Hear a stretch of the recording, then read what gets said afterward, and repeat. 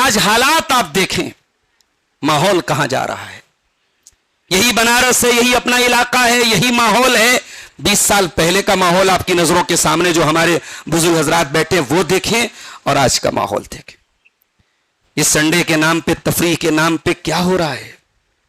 یہ گھاٹوں میں، یہ پارکوں میں، یہ ریسٹورنٹس میں کیا ہو رہا ہے؟ یعنی وہ دور، وہ ماحول جہاں ہم یہ توقع نہیں کرتے تھے کہ مسلمان لڑکیاں کہیں بے پردہ نظر آئیں گی، اس ماحول میں اب ہم یہ حالات دیکھ رہے ہیں کہ دھڑلے سے مسلمان لڑکیاں اپنے اپنے عاشقوں کے ساتھ ان تمام تفریح گاہوں میں نظر آ رہی ہیں. اور اکثر تو ایسا بھی دیکھنے میں آتا ہے کہ جس کے ساتھ وہ نظر آ رہی ہے وہ مسلمان بھی نہیں ہے.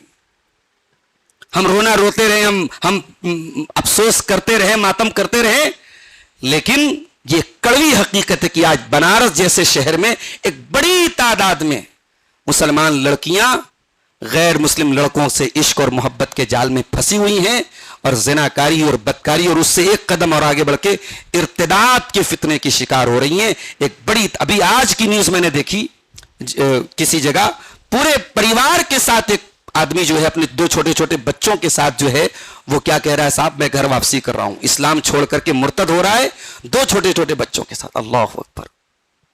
یہ افسوس کی بات نہیں ہے میرے ساتھیو، یہ سوچنے کی بات نہیں کہ کیسے کوئی اپنے ساتھ ساتھ اپنے پھول جیسے بچوں کو جہنم کی آگ میں جھونکنے کے لیے تیار. بھئی ہمارا تو بالکل یعنی ایک ایک دو ہوتا ہے، جیسے یہ ہم اس بات پر یقین رکھتے ہیں. ہمارا تو پکا عقیدہ ہے کہ کوئی کفر کے اوپر مرا ہے، کوئی شرک کے اوپر مرا ہے تو وہ جہنم ہی میں جائے گا، اس کی جنت میں جانے کی کوئی پاسبلٹی نہیں ہے. ہمارا تو یہ عقیدہ ہے. مولانا عبدالغفار سلفی کے بیانات سننے کے لیے مولانا کے اس آفیشل چینل کو سبسکرائب کریں.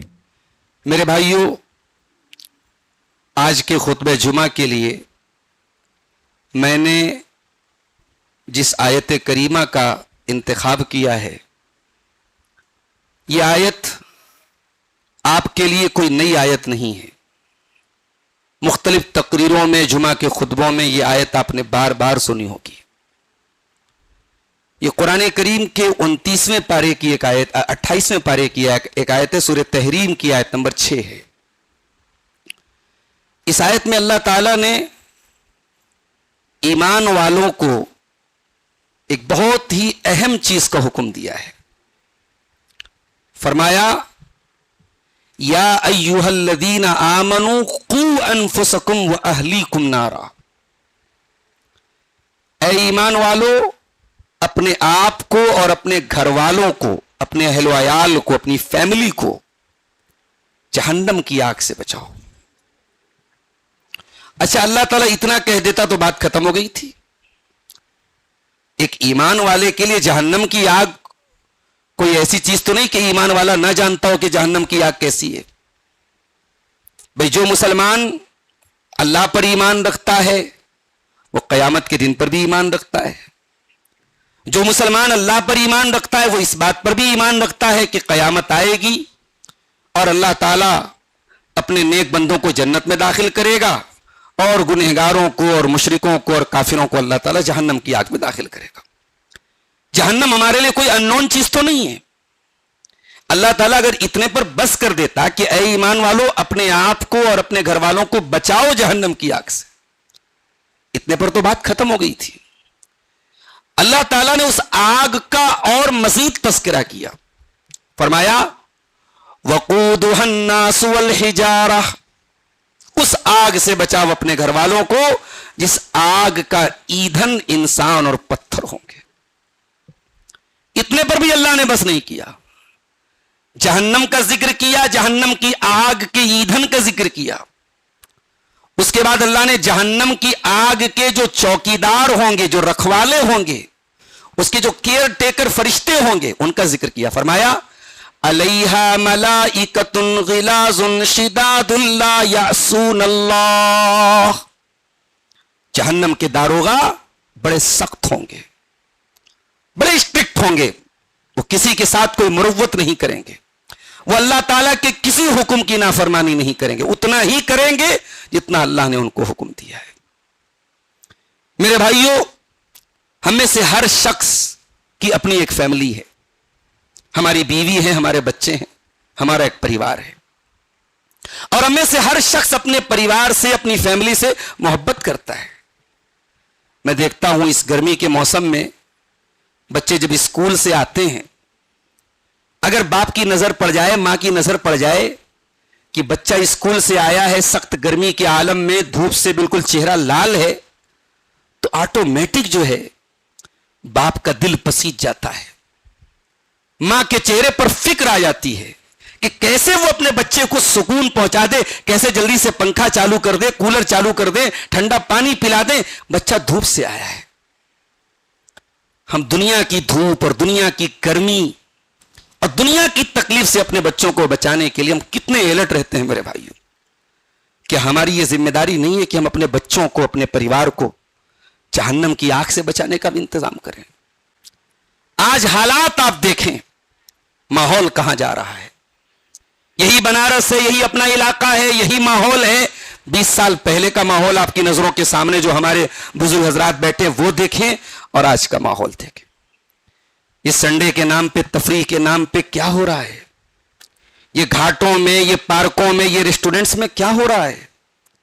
یعنی وہ دور, وہ ماحول جہاں ہم یہ توقع نہیں کرتے تھے کہ مسلمان لڑکیاں کہیں بے پردہ نظر آئیں گی, اس ماحول میں اب ہم یہ حالات دیکھ رہے ہیں کہ دھڑلے سے مسلمان لڑکیاں اپنے اپنے عاشقوں کے ساتھ ان تمام تفریح گاہوں میں نظر آ رہی ہیں. اور اکثر تو ایسا بھی دیکھنے میں آتا ہے کہ جس کے ساتھ وہ نظر آ رہی ہے وہ مسلمان بھی نہیں ہے. ہم رونا روتے رہے, ہم افسوس کرتے رہے, ماتم کرتے رہے, لیکن یہ کڑوی حقیقت ہے کہ آج بنارس جیسے شہر میں ایک بڑی تعداد میں مسلمان لڑکیاں غیر مسلم لڑکوں سے عشق اور محبت کے جال میں پھنسی ہوئی ہیں, اور زناکاری اور بدکاری اور اس سے ایک قدم اور آگے بڑھ کے ارتداد کے فتنے کی شکار ہو رہی ہیں. ایک بڑی, ابھی آج کی نیوز میں نے دیکھی, کسی جگہ پورے پریوار کے ساتھ ایک آدمی جو ہے اپنے 2 چھوٹے چھوٹے بچوں کے ساتھ جو ہے وہ کیا کہہ رہا ہے, صاحب میں گھر واپسی کر رہا ہوں, اسلام چھوڑ کر کے مرتد ہو رہا ہے 2 چھوٹے چھوٹے بچوں کے ساتھ. اللہ اکبر. یہ افسوس کی بات نہیں ہے میرے ساتھیو, یہ سوچنے کی بات نہیں کہ کیسے کوئی اپنے ساتھ ساتھ اپنے پھول جیسے بچوں کو جہنم کی آگ میں جھونکنے کے لیے تیار. بھئی ہمارا تو بالکل یعنی ایک ایک دو ہوتا ہے, جیسے یہ ہم اس بات پر یقین رکھتے ہیں. ہمارا تو پکا عقیدہ ہے کہ کوئی کفر کے اوپر مرا ہے, کوئی شرک کے اوپر مرا ہے تو وہ جہنم ہی میں جائے گا, اس کی جنت میں جانے کی کوئی پاسبلٹی نہیں ہے. ہمارا تو یہ عقیدہ ہے میرے ساتھیو. کوئی کیسے اپنے بچوں کو, اپنی بچیوں کو جہنم کی آگ میں ڈھکیل سکتا ہے. آج حالات یہ ہے میرے ساتھیو.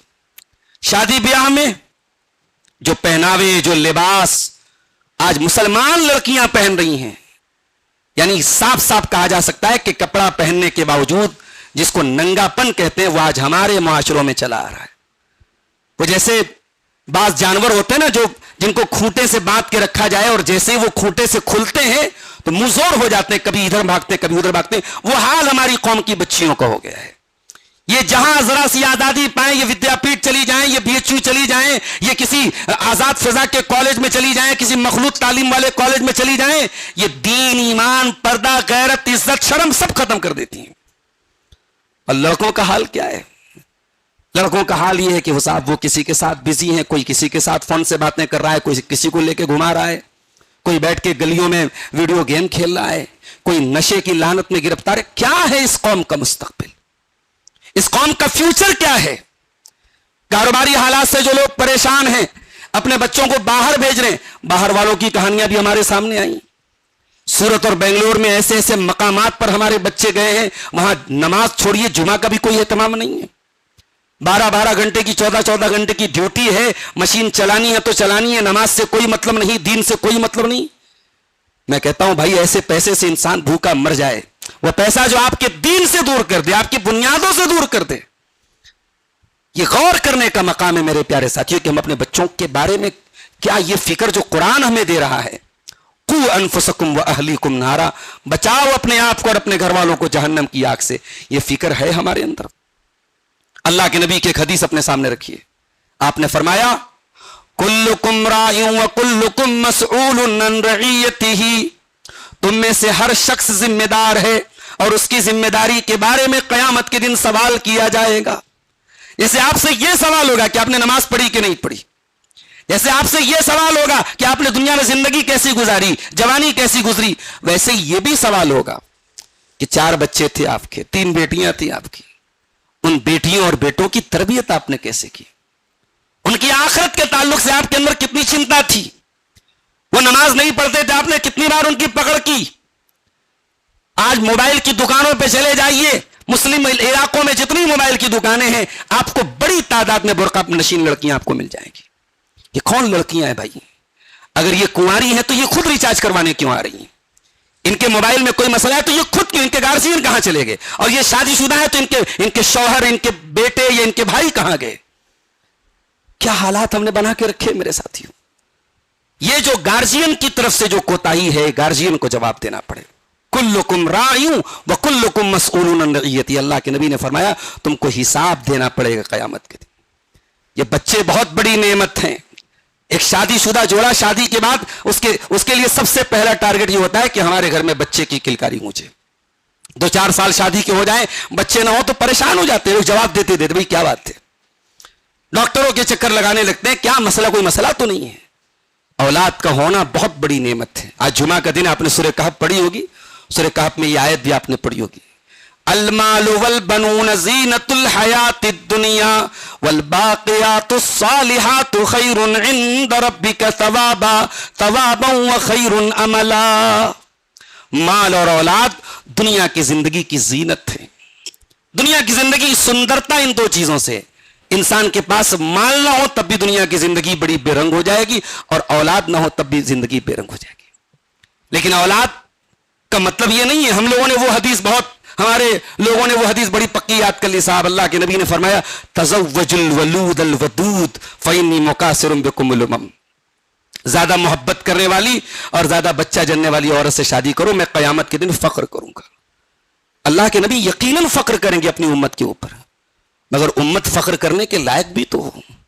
یہ نشہ کرنے والی، یہ دن رات، میں مدرسے میں پڑھاتا ہوں، ابھی کلاس 6 میں پڑھا رہا تھا، درجہ 6 میں، چھوٹے چھوٹے بچے، 12 سال کے، 13 سال کے بچے ہی بتا رہے کہ مولوی صاحب یہ جو ہے گیم کھیلتا ہے اور گیم پہ جوا لگاتا ہے۔ جو بچے 13 سال کی عمر میں موبائل پر گیم کے ذریعے جوا کھیل رہے ہیں، وہ بچے جب 20 سال کے ہوں گے، 25 سال کے ہوں گے، مجھ سے کیا ایکسپیکٹ کرتے ہیں، کیا امید رکھتے ہیں میرے ساتھیوں؟ چھوٹی چھوٹی بچیاں، یہ جو یوٹیوب پر ہمارے بچے ویڈیوز دیکھ رہے ہیں، یہ ویڈیوز ہمارے بچوں کو کیا سکھا رہے؟ کبھی آپ 1 گھنٹہ غور کیجئے، واچ کیجئے کہ آپ کے بچے کیا دیکھ رہے ہیں، ان کے دماغوں میں کیا پروسا جا رہا ہے۔ میرے پیارے ساتھیوں، ہمارے بچوں کو، ہماری نسلوں کو برباد کیا جا رہا ہے، اور افسوس اس بات کا ہے کہ ہماری نسلیں برباد ہو رہی ہیں اور ہم خاموشی سے اپنی بربادی کا تماشا دیکھ رہے ہیں، ہمیں کوئی فکر نہیں ہے، کوئی چنتا نہیں ہے۔ تو قرآن کریم یہ کہہ رہا ہے کہ مال اور اولاد دنیا کی زندگی کی زینت ہے، لیکن قرآن یہ بھی کہتا ہے انما اموالکم واولادکم فتنہ، یہ مال اور اولاد دنیا کی بہت بڑی زینت ہے۔ اب سوال یہ پیدا ہوتا ہے کہ تربیت ہم کیسے کریں اپنے بچوں کی؟ ایک بات یاد رکھیے، بچے جب تک چھوٹے ہیں اب بہت کچھ سنبھال سکتے ہیں، بچوں کے بڑے ہونے کے بعد آپ نہیں سنبھال پائیں گے، اس لیے بچوں کا بچپن بہت قیمتی ہے۔ بڑے بدنصیب ہیں وہ لوگ جو اپنے بچوں کے بچپن سے محروم ہو جائیں، جنہیں اپنے بچوں کا بچپن دیکھنے کو نہ ملے۔ کوشش کیجئے کہ دنیا میں سکھ اور چین اور آرام سے کمپرومائز کر لیجئے، مگر بچوں کا بچپن اپنی آنکھوں کے سامنے دیکھنے کا موقع مت چھوڑیے میرے ساتھی۔ بچوں کو ماں باپ کا اصل پیار اور توجہ اور تربیت وہ بچپن میں ملنی چاہیے۔ اللہ کے نبی نے کیوں فرمایا کہ بچے 7 سال کے ہو جائیں تو نماز کا حکم دو، مروا اولادکم بالصلاۃ وہم ابناء 7، جب تمہارے بچے 7 سال کے ہو جائیں تو نماز پڑھنے کو حکم دو، اور 10 سال کے ہو جائیں اور نماز نہ پڑھے تو ان کی پٹائی کرو۔ کیوں کہا اللہ کے نبی نے؟ 18 سال کا ہو جائے گا تو آپ پٹائی نہیں کر پائیں گے۔ وہ 7 سال سے لے کر 10 سال تک کا بچہ جب لگاتار 3 سال تک اپنے ماں باپ کے ساتھ نماز کی پابندی کرے گا تو 10 سال کے بعد اگر وہ نماز نہیں پڑھے گا تو ایک ہی مطلب ہے کہ بچہ جو ہے وہ سرکش ہو رہا ہے، اب اس کی پٹائی کی ضرورت ہے۔ مجھے افسوس کے ساتھ کہنا پڑتا ہے، آپ کی اس مسجد کے بارے میں مجھے بعض لوگوں نے بتایا کہ نمازیوں کی تعداد دن بدن بہت کم ہو رہی ہے۔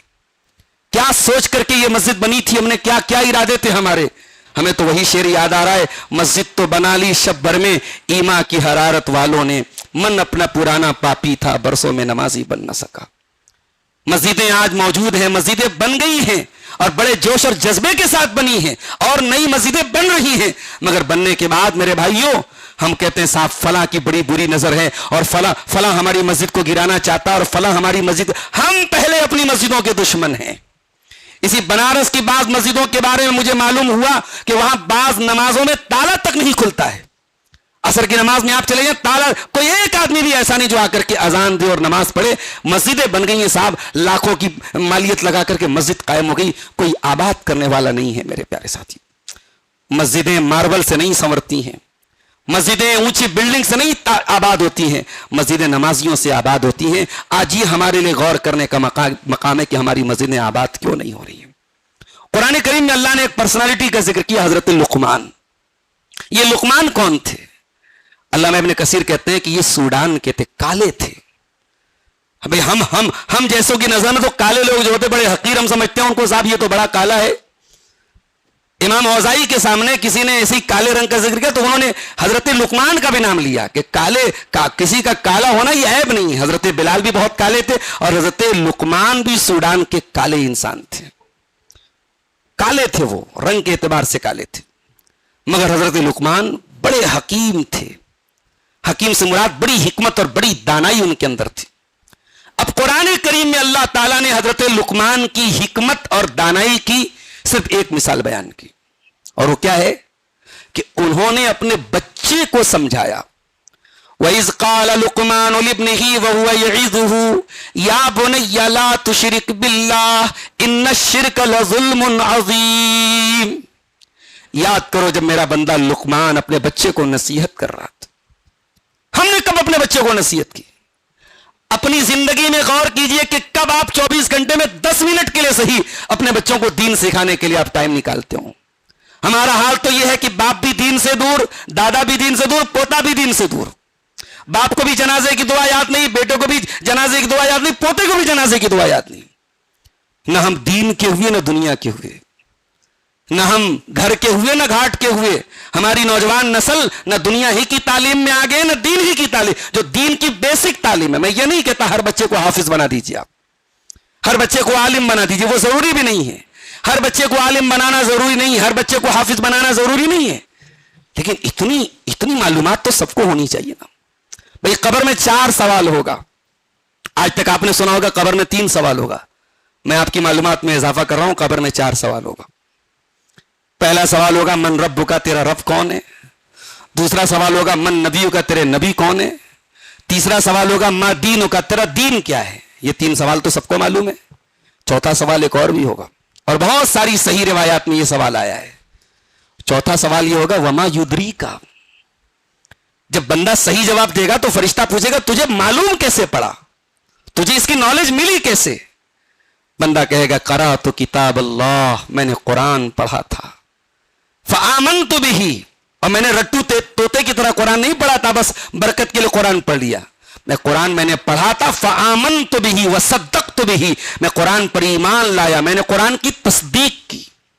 یعنی اس لیول کی معلومات تو آپ کو ہونی چاہیے کہ آپ نے قرآن کو ڈھنگ سے پڑھا ہو, آپ کو قرآن کی اور دین کی بیسک نالج آتی ہو, آپ کو وضو اور نماز کا طریقہ آتا ہو. آج افسوس کی بات ہے کہ دین کی بیسکس بھی ہمیں نہیں آتی ہے میرے ساتھی. حضرت لقمان اپنے بچے کو نصیحت کر رہے ہیں. ایک باپ اپنی بہت مصروف زندگی میں اپنے بیٹے کو سمجھانے کے لیے ٹائم نکال رہا ہے, اور اللہ کی نظر میں وہ ٹائم اتنا قیمتی ہے کہ اللہ قرآن میں نقل کر رہا ہے وَإِذْ قَالَ لُقْمَانُ لِابْنِهِ وَهُوَ يَعِظُهُ يَا بُنَيَّ لَا تُشْرِكْ بِاللَّهِ. اپنے بچے سے کہتے ہیں اے میرے بچے تو اللہ کے ساتھ شرک مت کرنا, دنیا کا سب سے بڑا پاپ شرک ہے. آج یہ غور کرنے کا مقام ہے. آج بعض ایسی لڑکیاں اور بعض ایسے مرد حضرات ٹی وی پر آ رہے جو اپنے آپ کو ایکس مسلم کہہ رہے ہیں, اسلام کو گالیاں دے رہے ہیں, حجاب پر سوال اٹھا رہے ہیں, اللہ کے نبی پر بھونڈے اعتراضات کر رہے ہیں. سوال یہ پیدا ہوتا ہے کہ یہ کیوں ہوا؟ یہ تب ہوتا ہے جب ہمارے بچے دنیا کی معلومات تو حاصل کر لیں مگر ہم ان کو اپنے دین کے بارے میں کچھ نہ بتائیں, عقیدے کے بارے میں کچھ نہ بتائیں. حضرت لقمان اپنے بچے کو سب سے پہلا سبق سکھا رہے ہیں اللہ کے ساتھ شرک مت کرنا. دنیا کا سب سے بڑا ظلم شرک ہے. دنیا کی تمام برائیاں ایک طرف اور شرک ایک طرف. شرک کرنے والے کا گناہ शराब से बड़ा गुनाह है, जिना से बड़ा गुनाह है, कत्ल से बड़ा गुनाह है, अपनी सगी मां के साथ जिना से बड़ा गुनाह है। इसलिए शिर्क को लेकर के कभी सॉफ्ट कॉर्नर नहीं पैदा होना चाहिए। कोई आदमी गैरुल्लाह के आगे हाथ फैला रहा है, गैरुल्लाह से मदद मांग रहा है, हजरत अली को मुश्किल कुशा मान रहा है, हजरत हुसैन को शफा देने वाला मान रहा है, किसी पीर को, किसी पैगंबर को, किसी नबी को हाजत रवा मान रहा है, और हमारी नजर में उससे बुरा कौन है? शराब पीने वाला। नहीं नहीं, शराब पीना यकीनन बहुत बड़ा गुनाह है, मगर शिर्क से बड़ा गुनाह नहीं। शिर्क को लेकर के आपके दिल में कहीं सॉफ्ट कॉर्नर नहीं पैदा होना चाहिए। अपने बच्चों को, अपनी आने वाली नस्लों को तौहीद पर रखना है मेरे साथियों। हमारे बच्चे 2 रोटी कम खा लें, किराए के मकान में रह लें, कमजोर जिंदगी गुजार लें, मगर तौहीद बचा के लेके चले जाएं, ये बड़ी बात है। और हमारे बच्चे शीश महल में रहें और तौहीद को गंवा दें और ईमान को गंवा दें, इससे बड़ा घाटे का कोई सौदा नहीं। किसी बाप की लड़की अगर किसी गैर मुस्लिम लड़के के साथ भाग जाए और वो ये सोच के मुतमईन है चलो भाई जहां रह रही है चैन से रह रही है, तो ये उस बाप की नादानी है। अगर किसी मुशरिक और किसी शिर्क करने वाले के घर में लड़की जाकर के वो शीश महल में भी रह रही है और वहां वो शिर्क और कुफ्र में अपने शौहर का ताउन कर रही है, तो उससे बेहतर गरीब की वो बेटी है जो झोपड़ी में जाकर के तकलीफें उठाती है मगर ला इलाहा इल्लल्लाह का कलमा पढ़ती है, तौहीद पर रहती है मेरे प्यारे साथी।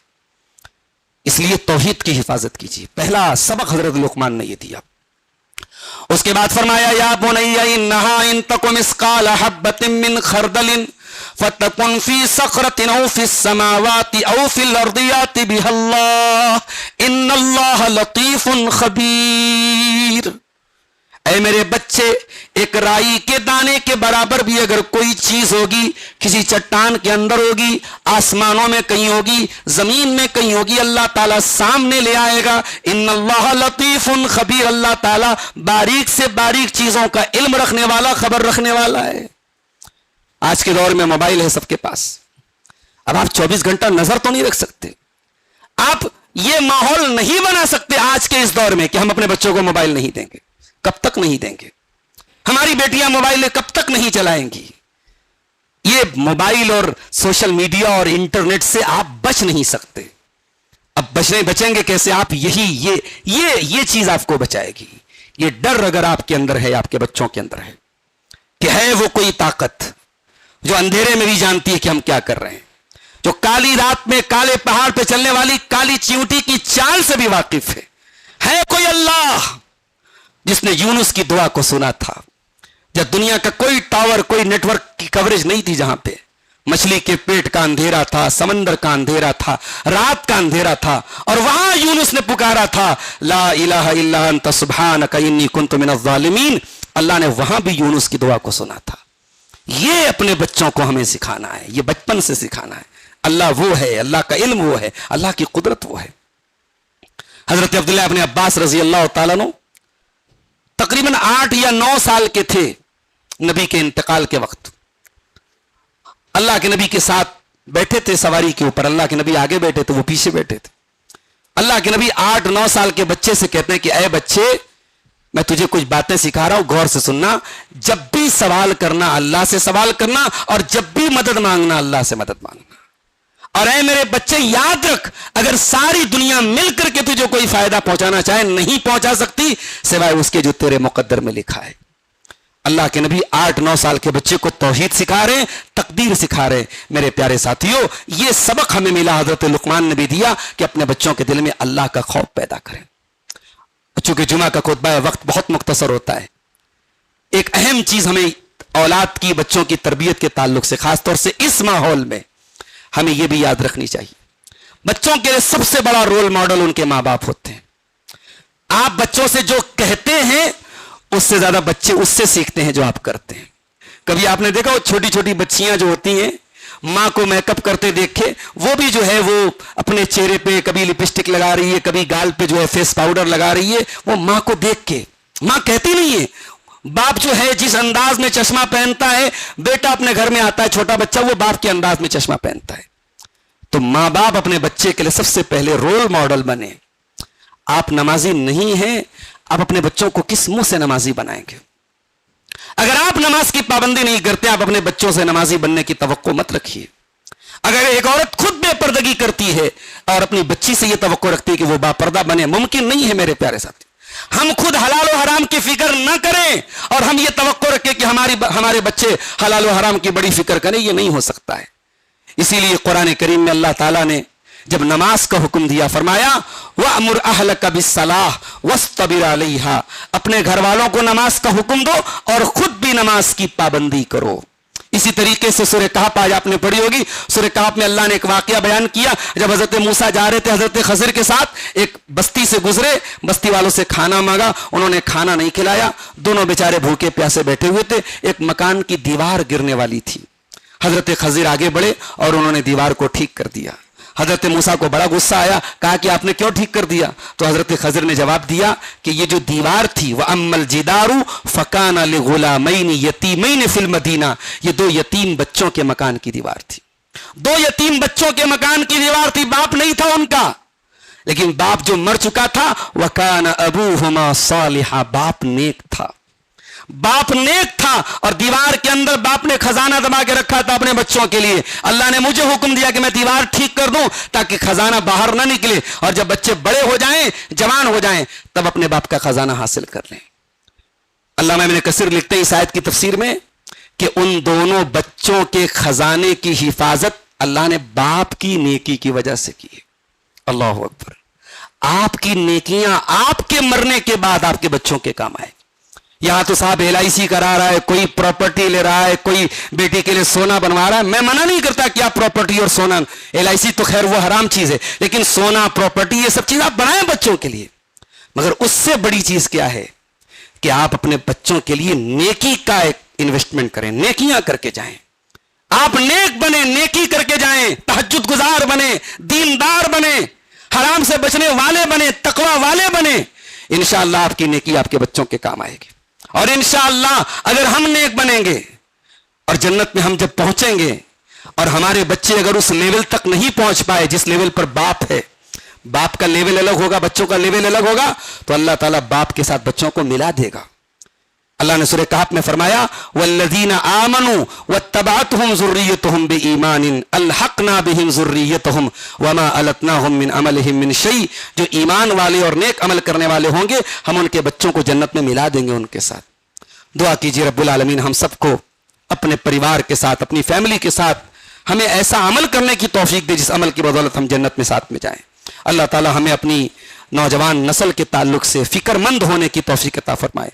اللہ ہمارے نوجوانوں کی بھی حفاظت فرمائے، ہر لغو چیز سے، ہر حرام چیز سے، ہر بیہودہ چیز سے اللہ تعالیٰ ہمارے نوجوان بھائیوں کی بھی اور ہماری بہنوں کی بھی حفاظت فرمائے۔ جو ہم میں سے بے نمازی ہیں اللہ ان کو نمازی بنا دے، جو بے روزگار ہیں اللہ ان کو روزگار میں برکت عطا فرما دے، جو روزی روٹی سے پریشان ہیں اللہ ان کو حلال روزی عطا فرما دے، جو بیمار ہیں اللہ ان کو شفاء کاملہ عاجلہ عطا فرما دے۔ رب العالمین ہر قسم کی ذہنی جسمانی تکلیفوں سے ہم سب کی حفاظت فرمائے۔ رب العالمین ہمیں دنیا میں جب تک ہم زندہ رہیں ایمان پر قائم رکھے اور ہمارا خاتمہ توحید اور ایمان پر ہو، آمین وآخر دعوانا ان الحمدللہ رب العالمین۔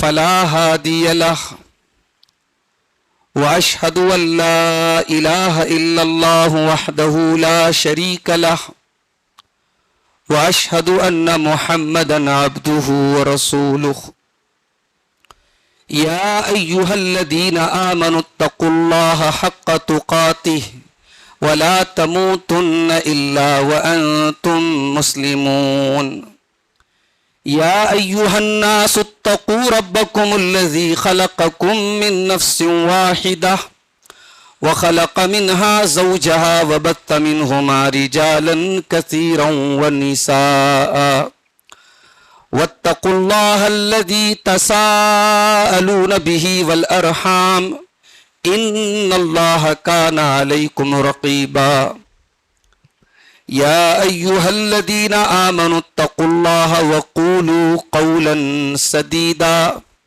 يصلح لكم أعمالكم ويغفر لكم ذنوبكم ومن يطع الله ورسوله فقد فاز فوزا عظيما أما بعد فإن خير الحديث كتاب الله وخير الهدي هدي محمد صلى الله عليه وسلم وشر الأمور محدثاتها وكل محدثة بدعة وكل بدعة ضلالة وكل ضلالة في النار.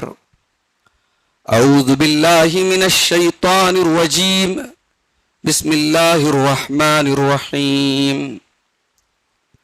يا أيها الذين آمنوا قوا أنفسكم وأهليكم نارا وقودها الناس والحجارة عليها ملائكة غلاظ